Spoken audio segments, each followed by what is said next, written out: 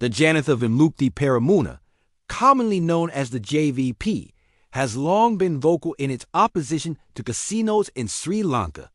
However, recent developments have raised questions about the sincerity of their stance.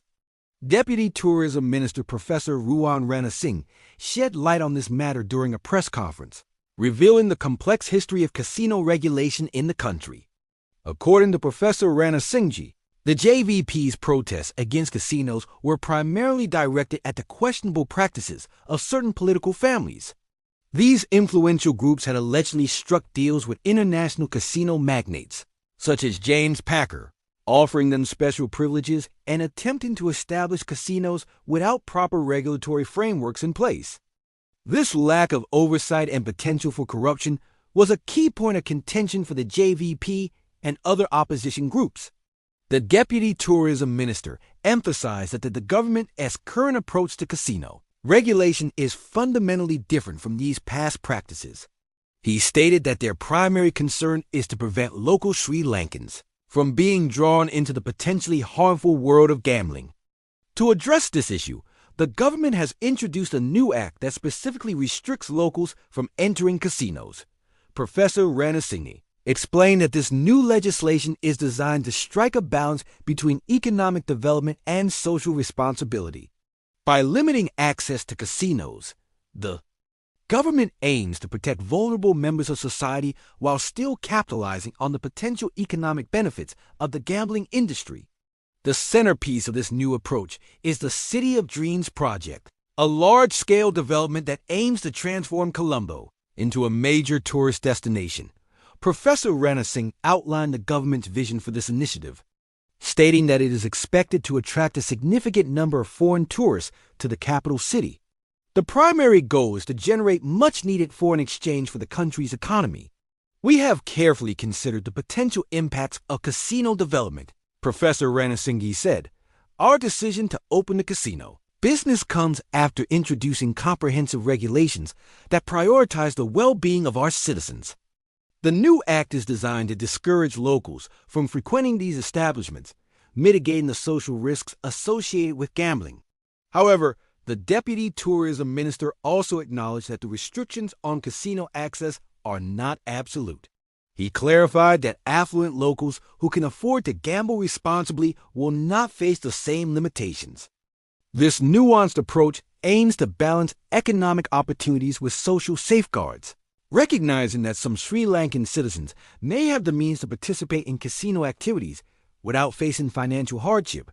The government's strategy has sparked debate among various stakeholders. Supporters argue that it represents a pragmatic approach to harnessing the economic potential of the gambling industry while minimizing its negative social impacts.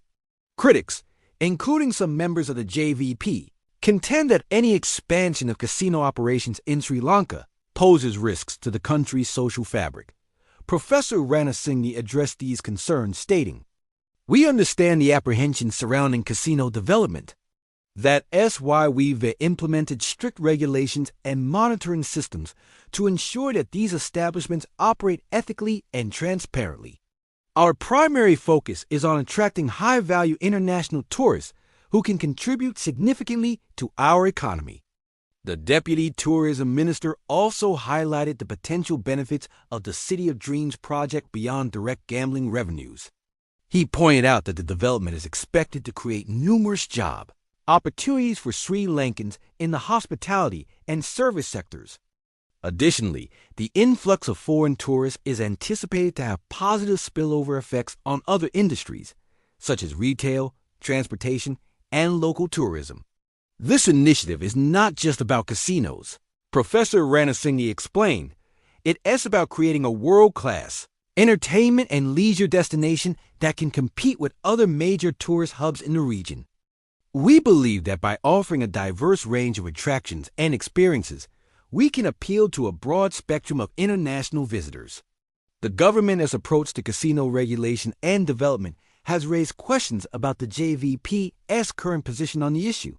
While the party has historically been opposed to casinos, some observers have noted a softening of their stance in recent years. Critics argue that the JVP's opposition may have been more focused on the manner in which casinos were being introduced, rather than a fundamental objection to their existence.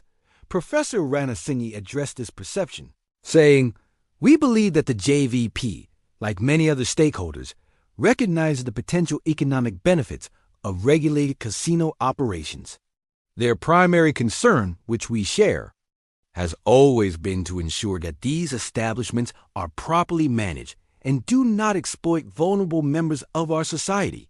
The Deputy Tourism Minister emphasized that the government remains open to dialogue with all political parties, including the JVP, on the future of casino development in Sri Lanka.